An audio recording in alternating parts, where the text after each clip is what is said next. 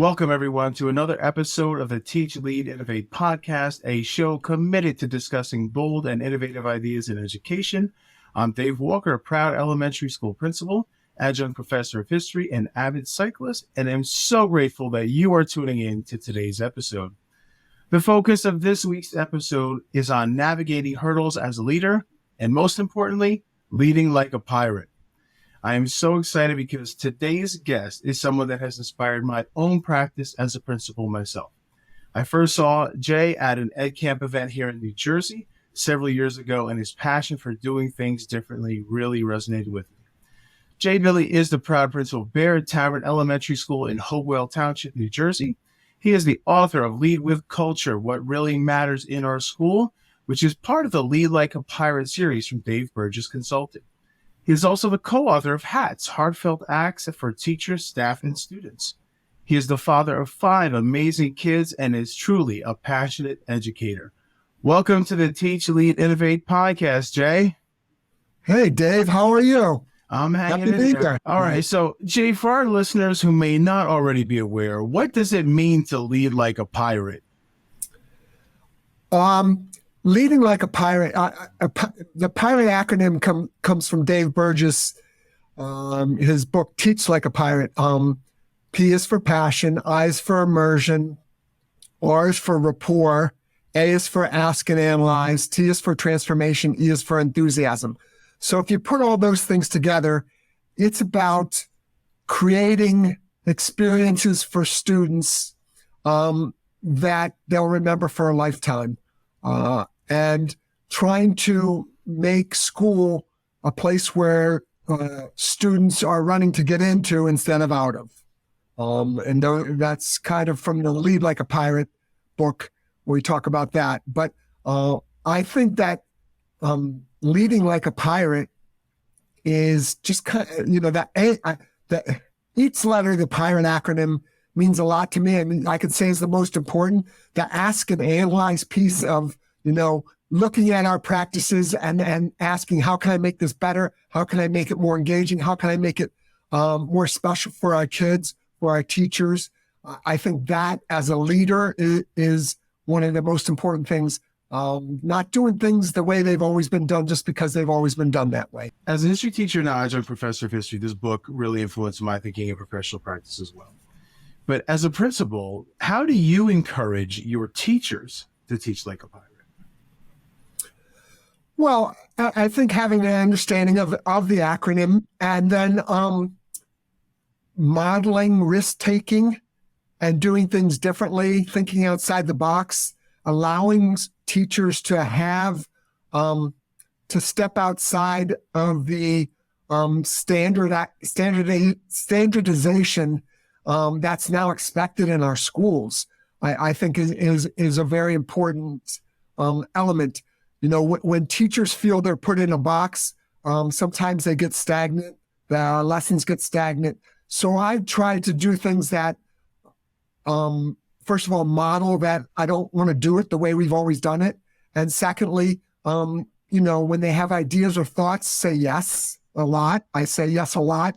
We're very lucky to have creative teachers here who want to try things differently, want to do things differently, and have ideas.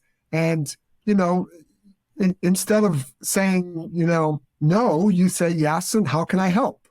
And I think that's so important because in the end, we're trying to create an environment where learning is fun and learning is a lifelong passion for our kids. And we don't want to get stagnant. Walk around school and walk through the hallways and go like, wow, this is kind of cool. I would like this if I was a kid.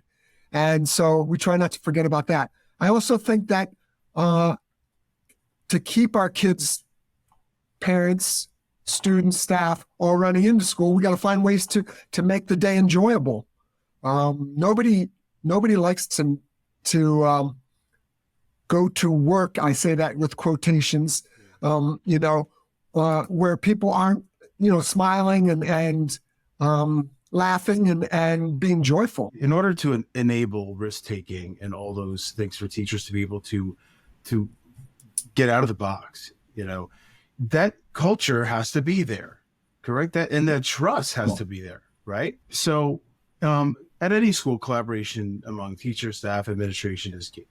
How do you foster a collaborative atmosphere at your school?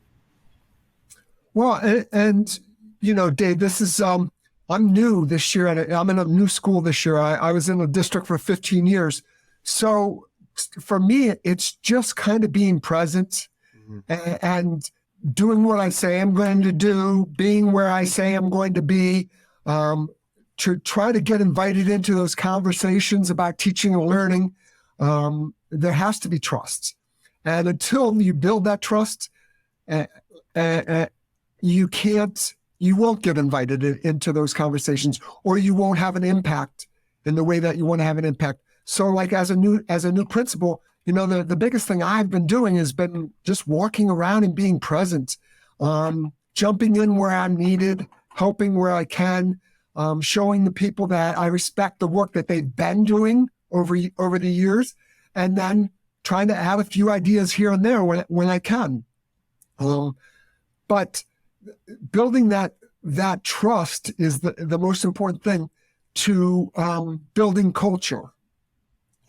Once you have trust, you can take risks. Once they feel like it's not a gotcha mentality where it's like, oh, you did this now, we have to deal with this. When they feel that, it's like, hey, here's an idea that can make that even better, or here, and they listen to that, then you can grow. You talk about the collaboration piece of it. People need to believe in each other. So often in education, it's a competition, and it's not.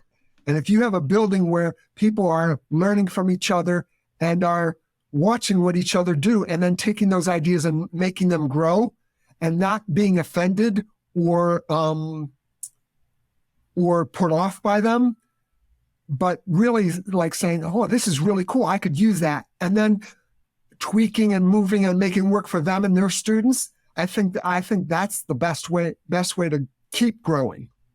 And I think that's big, because so oftentimes teachers can feel like, oh, I got to be careful. Like, they are worried about the gotchas. And I think that in order to do that, it's exactly as you said, you have to build that trust. That's key.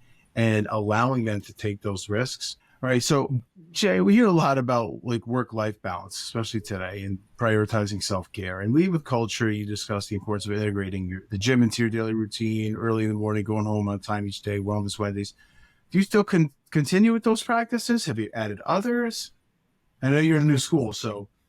Yeah. So interestingly enough, when I wrote Lead with Culture, I was, I get up at 4. I still get up at 4 every morning, 4:15 every morning. But during the pandemic, the gym closed, and so I still went into work every day. I used my school as a gym, and would run the halls, would go down to the gymnasium and do pull-ups and push-ups and do all that. But I also found that the extra rest I got made me feel different. It was weird. Since the gym closed, I was sleeping an extra hour a day, and I was like, wow, I feel good. So I still go to the gym. I usually go after work now, which sometimes with evening activities gets difficult. But my kids are grown too, so that like the practice of making sure I got to the gym every day was so that it didn't interrupt with my family. Getting up early and getting there at 5. There's no one awake in the house, and it made it easy. So now my kids are grown and my family's moved out, so I'm able to take the time for myself after work. So those wellness practices I keep doing. I do get into work early. That's my time, and the part. People say, well, like you work a lot, but when I come in, I have a routine of things, obviously checking for subs and doing those things.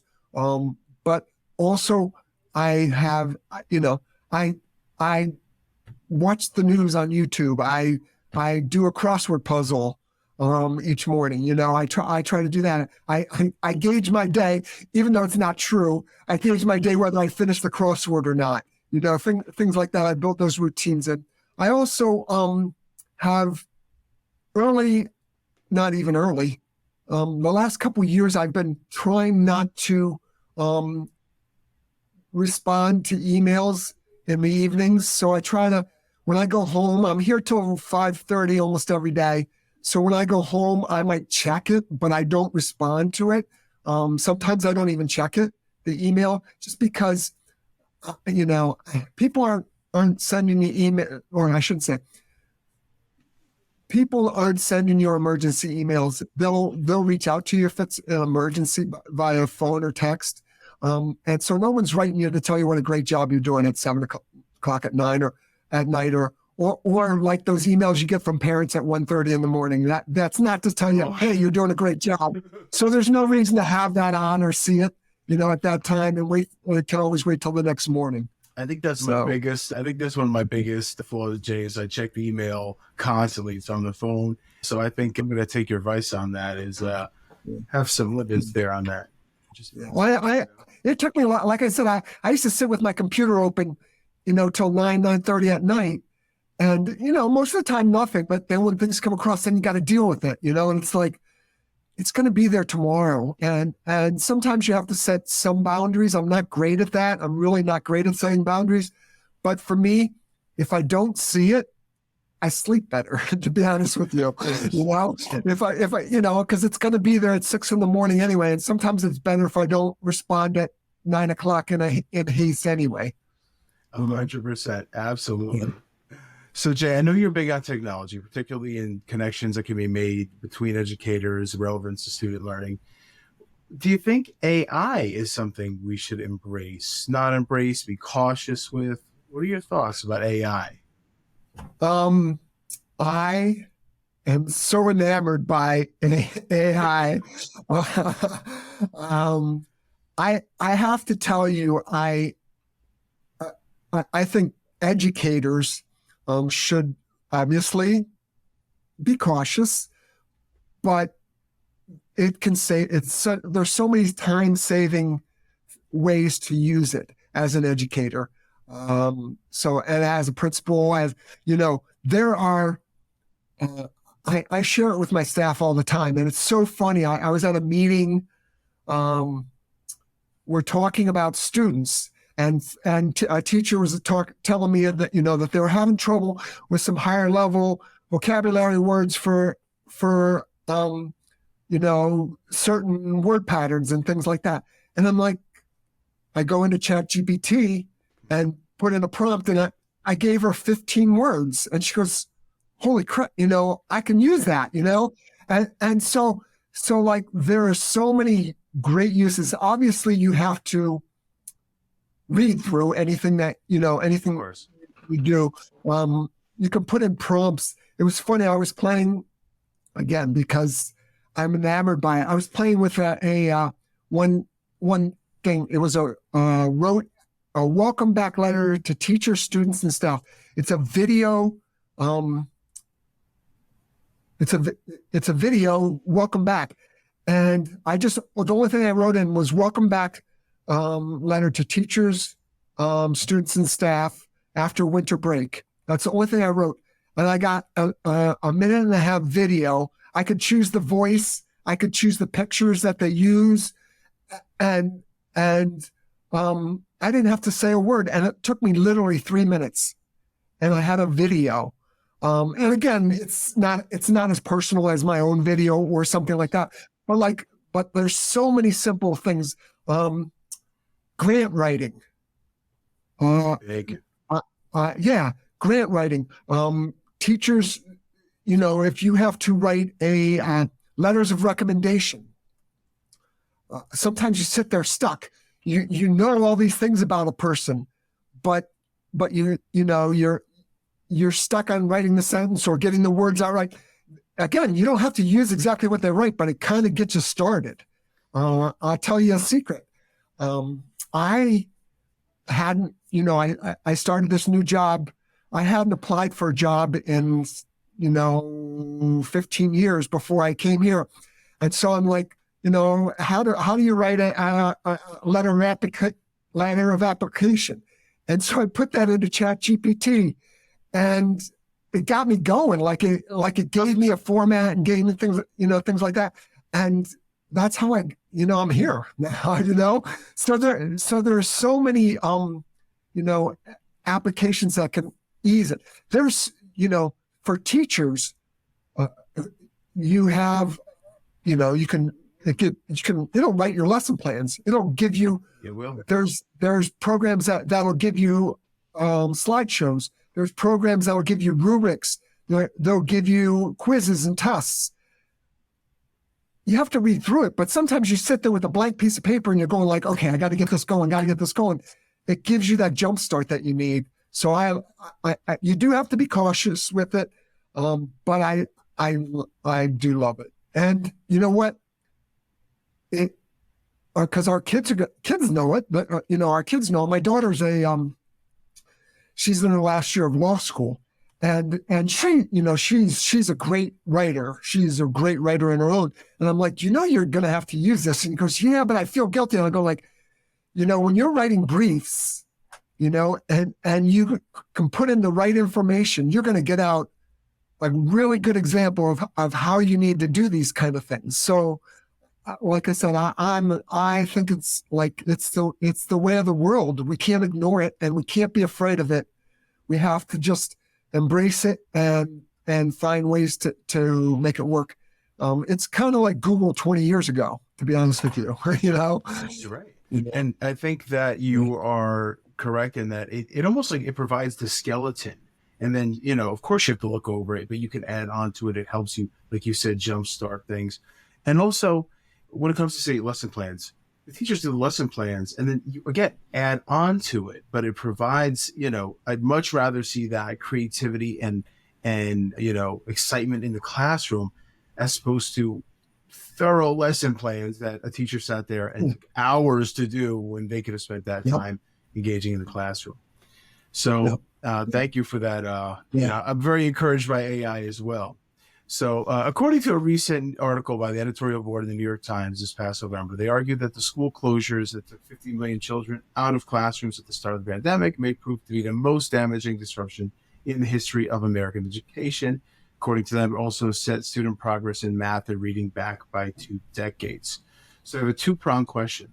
First, what do you think we can do as educators to address this? And are there any programs or interventions that you have put into place in your school to address academic deficiencies for any students that may be experiencing them?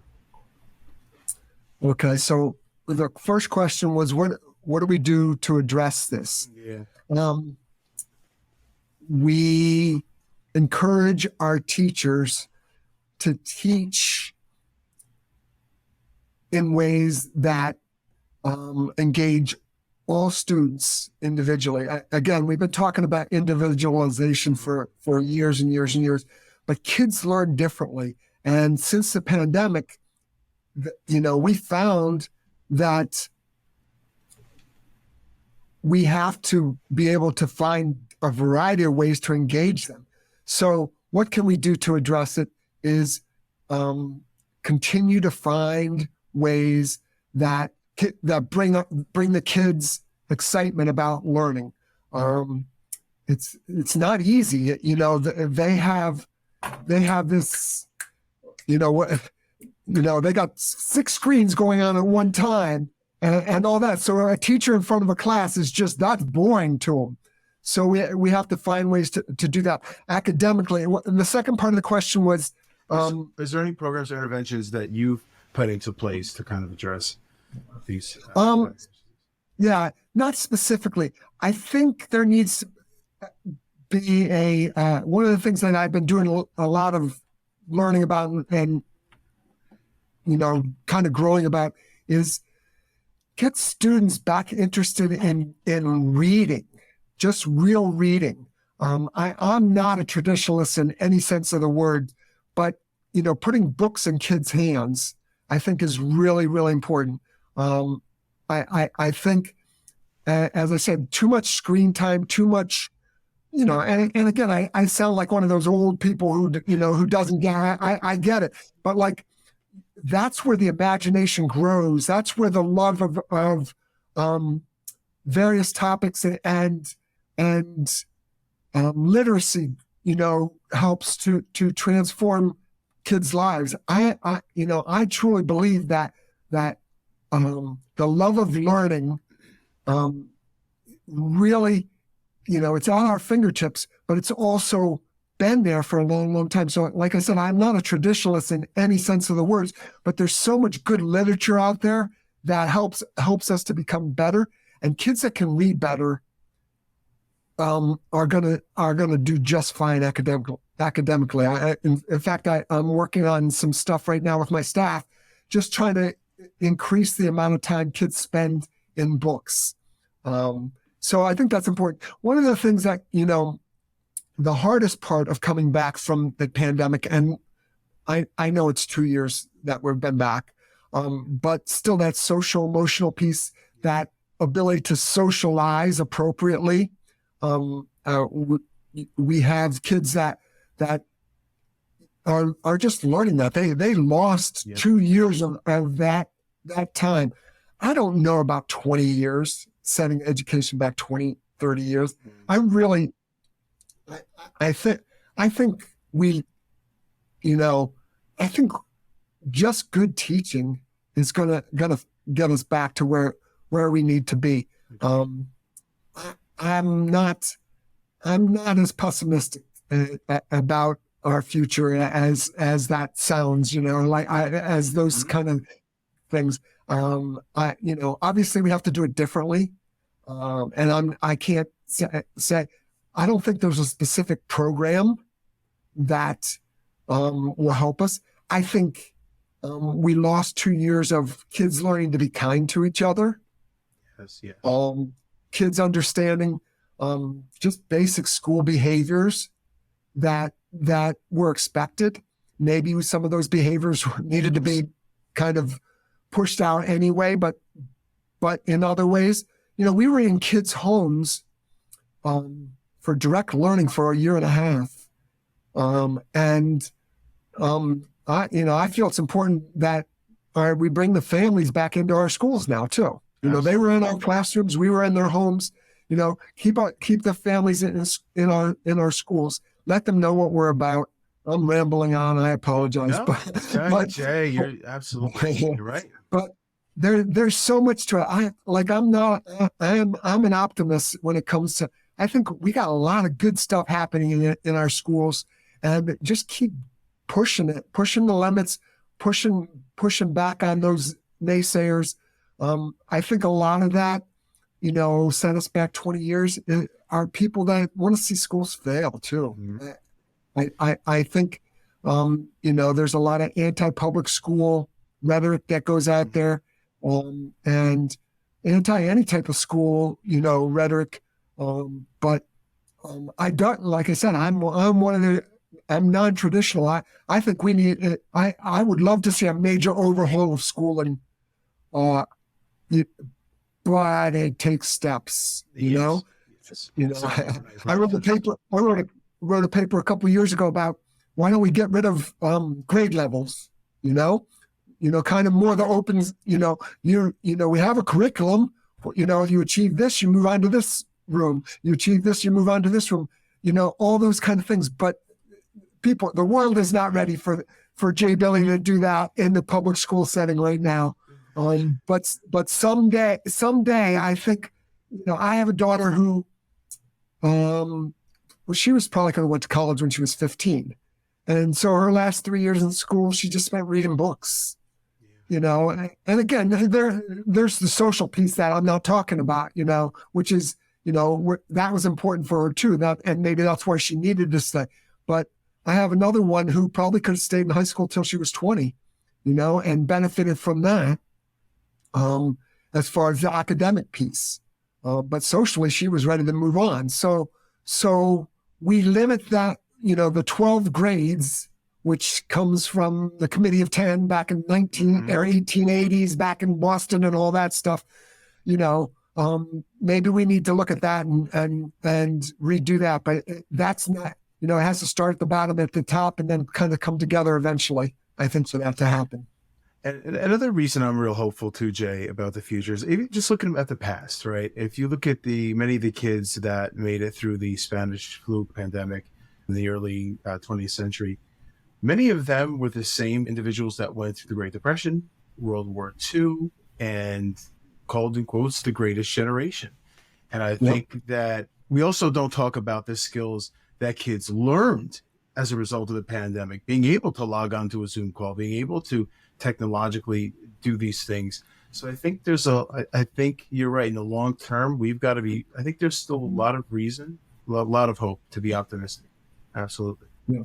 So, Jay, and look at you, the history teacher. Look at you. Absolutely. It's in my DNA. That's right. So, Jay, being a principal is a demanding role. But what is it about your job that keeps you passionate and motivated year after year? What do you love about being a principal? I love to keep learning. I love to be knee deep in kids all day long. Like, do I love writing teacher observations? No.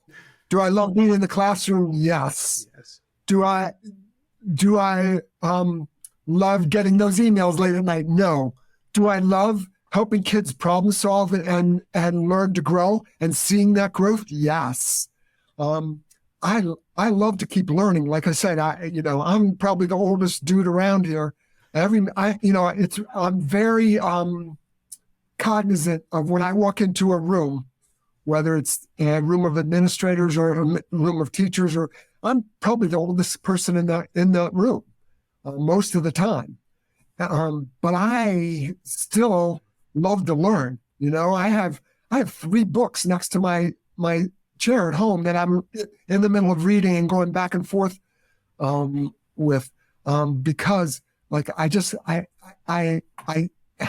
passionate about this, and it keeps me passionate. Like I said, knee deep in kids and just like feeling that energy. That was my biggest negative of the pandemic. Like that's where I get my energy is seeing those kids get off that bus every morning and like high-fiving and singing songs and dancing with them and things like that.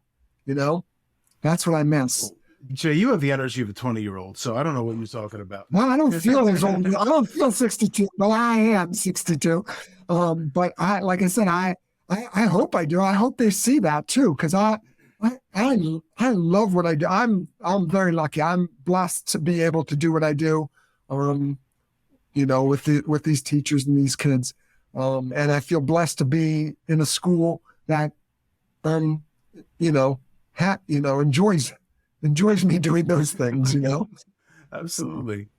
Yeah. Jan, I have one final question for you. For aspiring educational leaders, what advice would you give to those who aspire to become principals or administrators in the future? Don't try to be something you're not. Don't do it for the money, because you believe me, your hourly pay is not going to grow when you step into administration. But do it because you want to make a bigger impact. There's some cliches, but like anywhere you go, make sure you leave that place better than it was when you got there. If you look at it that way, and then, in Lead Like a Pirate, they talk about, teachers always do what's best for kids. As a leader, always do what's best for your teachers so they can do what's best for kids. And I think that's important. I always think that, as I said, I've been blessed to be in really good schools, but I've loved every job I've ever had. And I think when you start not loving your job, find a different one. That's, don't stay just because that's what you've always done. So I'm giving lots of advice here, but I think that be who you are, and when you find that your voice isn't welcome, move on to someplace where it's welcome. When you find that you need to learn more and you're not getting that, move on to someplace else. When you find that you're not having the impact you want to have, find ways to create impact.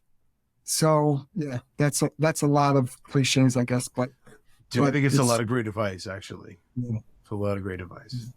Well, Jay, I want to thank you so much for being on the podcast today. You are truly an inspirational leader. Thank you for being a pirate principal, an example to many leaders, teachers, and principals such as myself. If you're not following, Jay, please, it's my pleasure. If you're not following Jay on X, formerly known as Twitter, be sure to do so at jbilly2. You'll definitely be inspired by his content.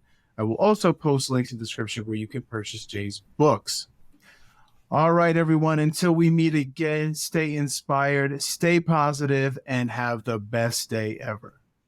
If you enjoyed today's episode, please take a moment and press that like button and consider subscribing. Also, if you're interested in any of my insights into specific educational topics, please take a look at some of my articles on Medium. And if you are not currently following me on TikTok and Instagram, please, I encourage you to do so at The Pedaling Principal. Thank you, and I'll see you in 2 weeks for our next podcast episode.